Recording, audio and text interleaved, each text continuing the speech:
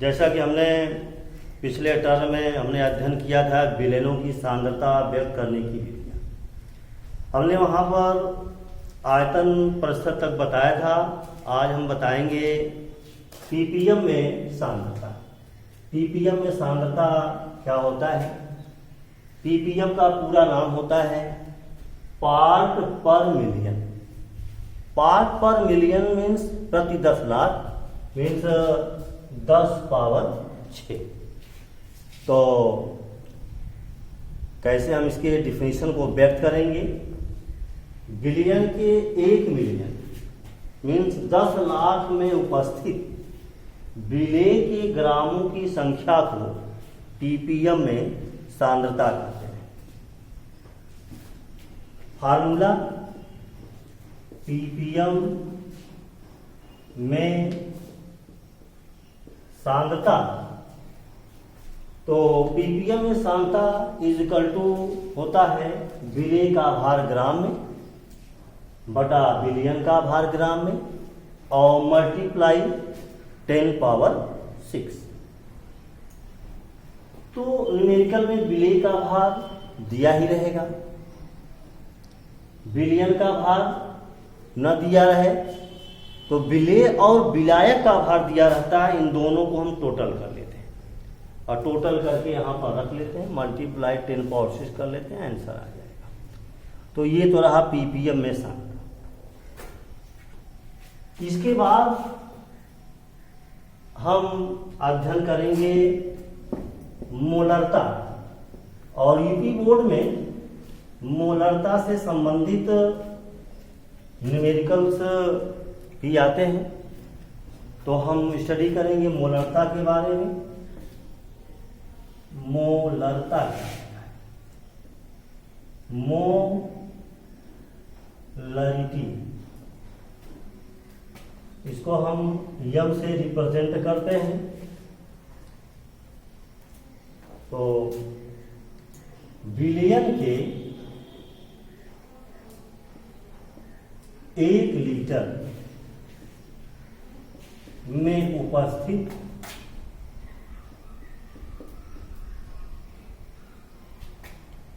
विलेय के मोलों की संख्या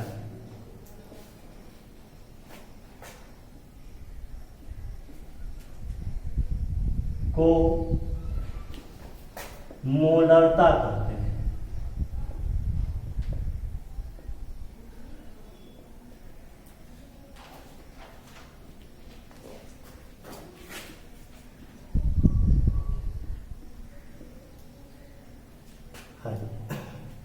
बिलियन के 1 लीटर, जो हमारा बिलियन होता है वो बिलियन हमारा 1 लीटर होता है, और बिलियन के 1 लीटर में जो विलेय का होता है वो 1 मोल उपस्थित होता है, उसे मोलरता कहते हैं।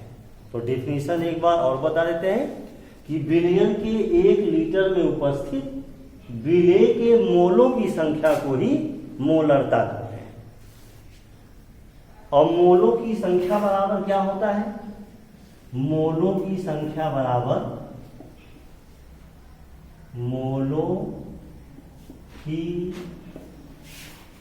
संख्या बराबर विलेय का भार, विलेय का भार बटा विलेय का अणुभार।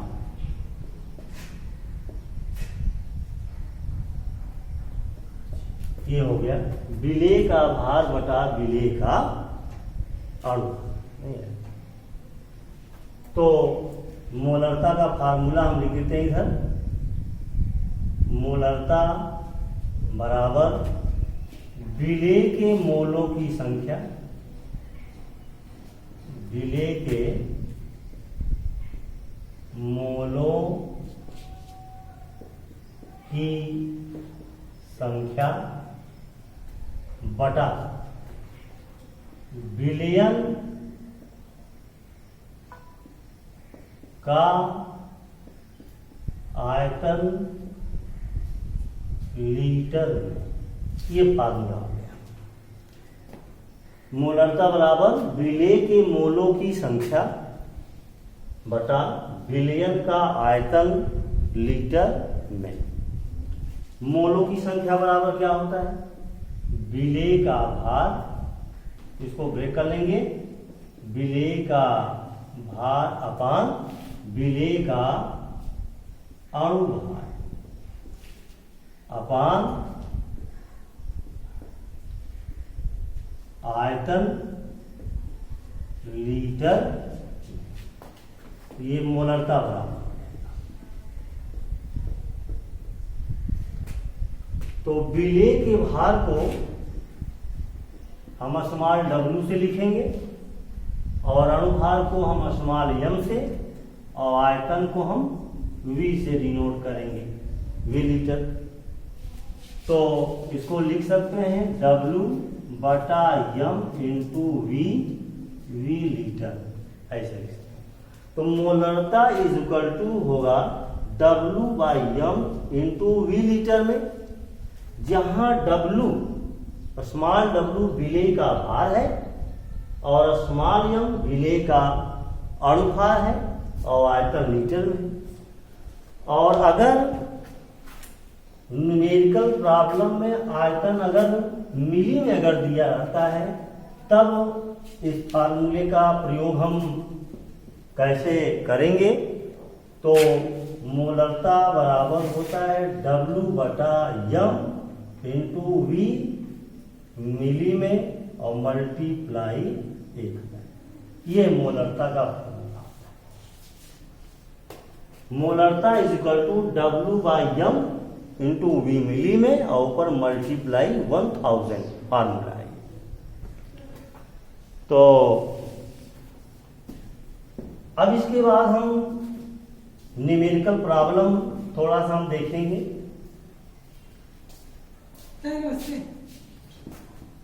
न्यूमेरिकल प्रॉब्लम में जैसे है कि 5.85 ग्राम NaCl को 200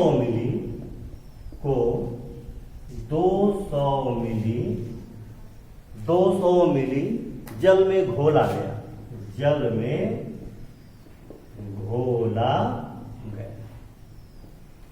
तो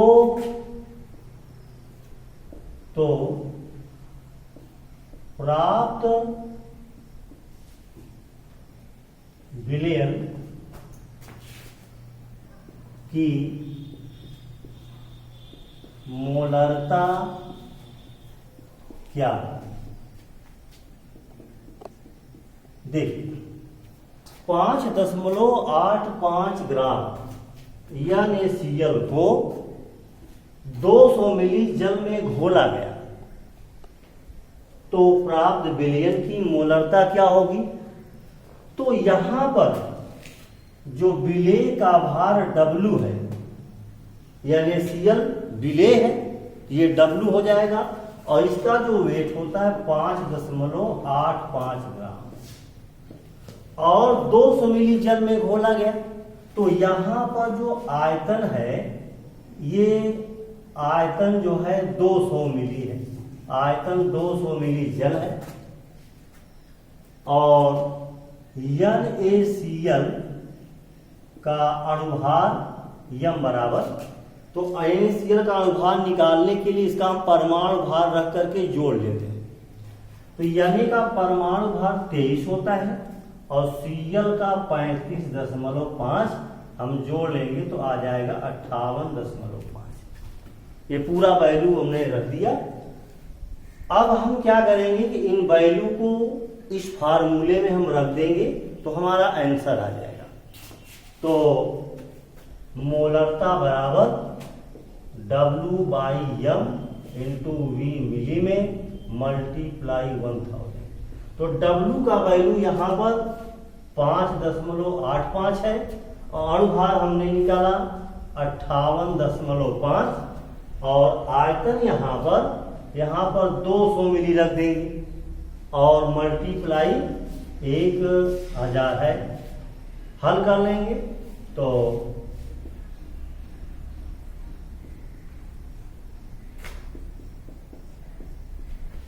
आ जाएगा 5/10 इक्वल टू 0.5 मोल प्रति लीटर।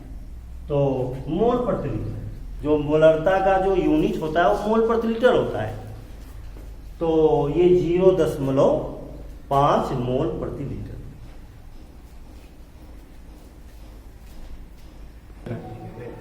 तो इसके बाद हम एनसीईआरटी का 2.2 का जो है एग्जाम्पल आपको हम बताने चल रहे हैं। आप बुक में देख सकते हैं, जैसा कि है कि उस विलयन की मोलरता की गणना कीजिए जिसमें 5 ग्राम कास्टिक सोडा 450 मिली विलयन में घुला है। 5 ग्राम कास्टिक सोडा 450 मिली विलयन में घुला है। तो यहाँ पर तो इसकी मोलरता ज्ञात करनी है। तो क्योंकि मोलरता बराबर हमने फार्मूला बताया W/M × V मिली में और मल्टीप्लाई 1000 ये होता है। तो 5 ग्राम कास्टिक सोडा है तो W बराबर है 5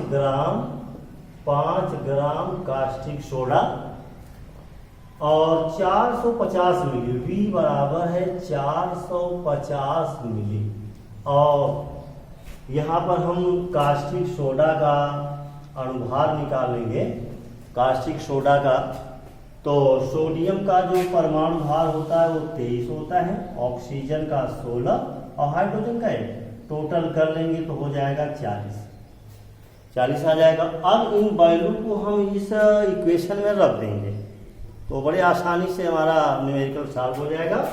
मोलरता इक्वल टू W का वैल्यू है 5 ग्राम और अणुभार जो दिया गया वो 40 और वॉल्यूम है 450 और मल्टीप्लाई 1000।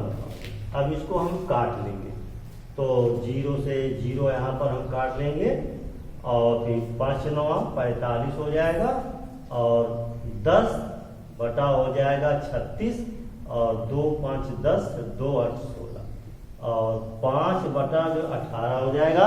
5 में 18 से डिवाइड कर लेंगे, आ जाएगा 0.278 मोल प्रति लीटर। तो ये हमारा न्यूमेरिकल था।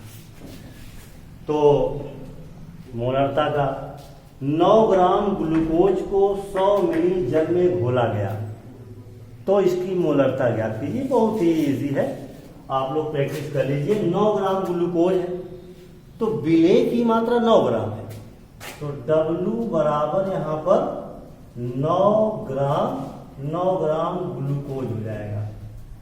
9 ग्राम ग्लूकोज हो गया।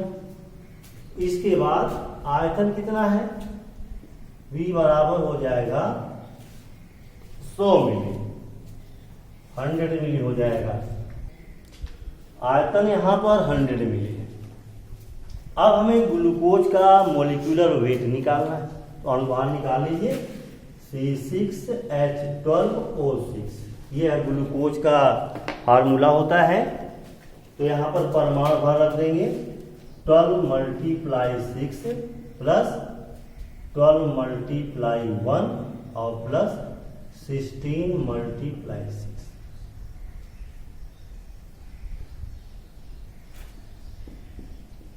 आप इसको जोड़ लेंगे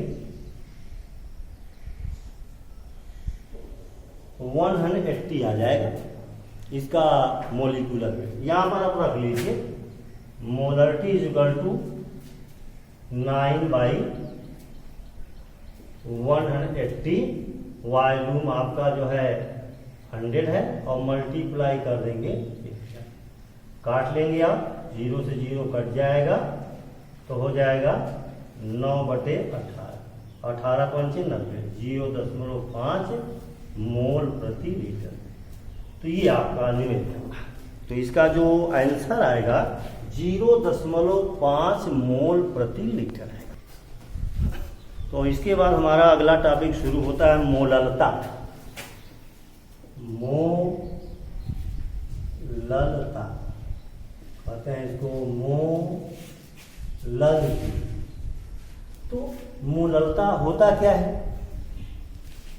जैसा कि हमने मोलरता के बारे में पढ़ा कि बिलियन के 1 लीटर में उपस्थित विलेय के मोलों की संख्या को हम मोलरता कर रहे हैं, लेकिन यहाँ पर लीटर में नहीं होता है बल्कि किलोग्राम या ग्राम में होता है। तो विलायक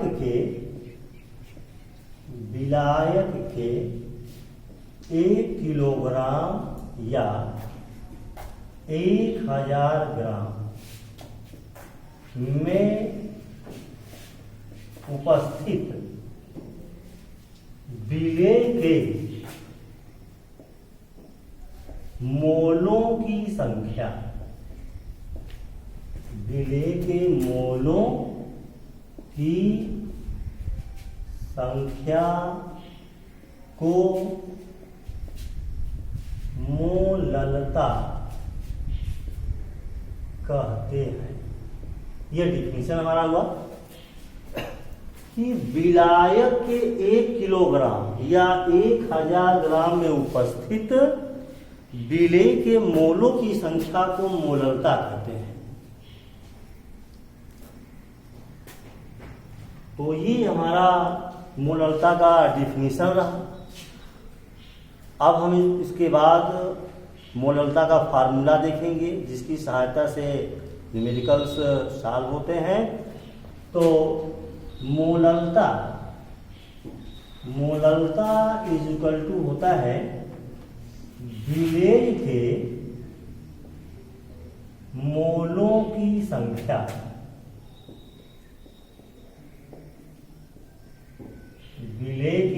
की संख्या अपान विलायक का भार किलोग्राम, ये फार्मूला। मोललता बराबर विलेय के मोलों की संख्या बटा विलायक का भार किलोग्राम में। मोलों की संख्या बराबर क्या होता है? मोलों की संख्या बराबर होता है विलेय का भार अपान विलेय का अनुभार। तो पुनः हम यहाँ पर इसको लिख सकते हैं, मोललता इज इक्वल टू, इसको ब्रेक कर लेंगे, विलेय का भार अपान विलेय का अनुभार अपान विलायक का भार। अब यहाँ पर जो किलोग्राम है हम ग्राम में लिख सकते हैं। अगर न्यूमेरिकल दिया है ग्राम में तो ग्राम में रख ले, नहीं तो किलोग्राम में। तो यहाँ पर इसको ग्राम में रखेंगे, ग्राम में। तो ग्राम को किलोग्राम बदलने के लिए भाग करेंगे या तो ऊपर मल्टीप्लाई हो जाएगा 1000। और इसको हम सिंबल के रूप में लिख सकते हैं कि मोललता इज इक्वल टू होता है W/M अपान विलायक के भार को हम कैपिटल W से लिखते हैं, कैपिटल W ग्राम में, और मल्टीप्लाई 1000। इसको और ऐसे भी लिख सकते हैं W/M into capital W gram में मल्टीप्लाई 1000। तो ये हमारा फार्मूला है कि मोललता is equal to W/M multiply capital W gram में और ऊपर मल्टीप्लाई 1000। W स्मॉल w यहाँ पर विलेय का भार है और स्मॉल m यहाँ पर विलेय का अनुभार है और कैपिटल W जो है विलायक का भार है, वो भी ग्राम में है। तो ये फार्मूला है और इस फार्मूले से हम न्यूमेरिकल सॉल्व करेंगे। अब हम आपको इसी टॉपिक में हम न्यूमेरिकल बताएंगे, जैसा कि एनसीईआरटी का 2.3 एग्जाम्पल में आप देख सकते हैं कि 2.5 ग्राम एसिटिक अम्ल, 2.5 ग्राम। तो न्यूमेरिकल प्रॉब्लम 2.5 ग्राम एसिटिक अम्ल, फार्मूला होता है CH3COOH 2.5 ग्राम एस्टिक अम्ल के 75 ग्राम बेंजीन, 75 ग्राम बेंजीन में विलयन की 75 ग्राम बेंजीन में विलयन की मोललता ज्ञात कीजिए। मोललता ज्ञात कीजिए। तो यहां पर 2.5 ग्राम एस्टिक अम्ल है, तो W बराबर हो जाएगा 2.5 ग्राम एसिटिक अम्ल हो गया। 75 ग्राम बेंजीन में घोला गया है, तो बेंजीन यहां पर विलायक है, तो capital W is equal to 75 gram, और ये हो गया बेंजीन। तो मोललता निकालना है। एस्टिक अम्ल का जो अणुभार होगा 12 3 12 16 + 16 + 1 इज इक्वल टू हो जाएगा 7। ये एस्टिक अम्ल का अणुभार है। अब इन वैल्यूओं को हम फार्मूले में रख देंगे। तो मोललता बराबर होता है W/m, कैपिटल W ग्राम में मल्टीप्लाई 1000। तो यहां पर W एस्टिक अम्ल का भार है, तो 2.5 ग्राम, और एस्टिक अम्ल का जो अणुभार है वो 60 है। तो यहाँ पर हम 60 रख देंगे। और विलायक यहाँ पर बेंजीन है, तो बेंजीन का भार यहाँ पर 75 ग्राम है, और मल्टीप्लाई 1000 कर देंगे। अब इसको हम जो है काट लेंगे, तो दशमलव से हम दशमलव 0 हो जाएगा, और ये 0 से 0 कट जाएगा। 25 दिया 75, और 10 बटा हो जाएगा 18। अब इसको 2 पंचे 10 और 2 9 18, तो 5/9, तो 9 पचे 45, लगभग आ जाएगा 0.556 मोल प्रति किलोग्राम। तो ये हमारा आंसर हुआ। तो ये एनसीईआरटी का एग्जाम्पल था। तो 0.556 मोल प्रति किलोग्राम। तो इस प्रकार से हम न्यूमेरिकल प्रॉब्लम को हल करेंगे।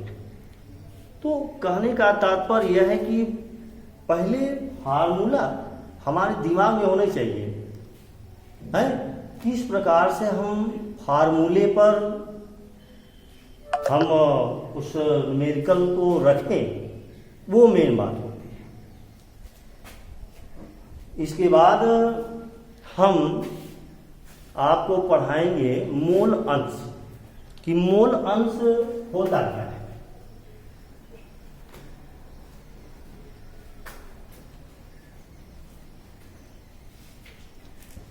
मोल अंश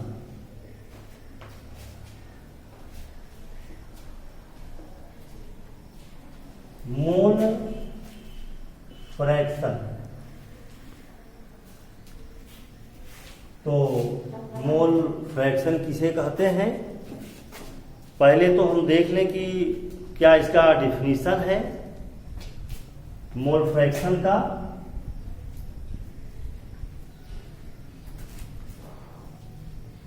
किसी भाई बिलियन जो होता है, बिलियन में विलेय होते हैं और विलायक होते हैं, दोनों चीजें होती हैं।